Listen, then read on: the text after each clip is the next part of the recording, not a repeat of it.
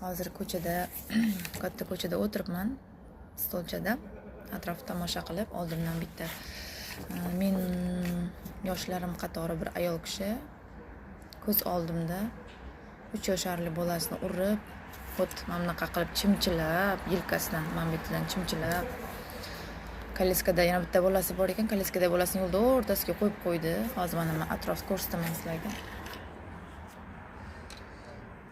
Mana shunaqa joydaman. Koleskani yo'lda o'rtasiga qo'yib qo'ydi degani bolasini chimchilayapti mana bunaqa qilib yo'lda o'rtasida. Qarab turibman, uyalish, ibo, hayo degan narsa yo'q-da. Normalniy ayol, normalniy kiyinib olgan, o'ziga qarab olgan ayol.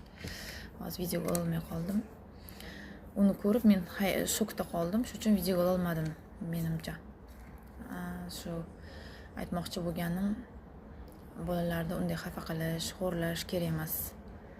Hali ham men videoga olmadim, syomka qilmadim. Agar boshqa bloger bo'lganda videoga olib, ommaga chiqarib, boyaga ayol sharmandasini chiqarardi.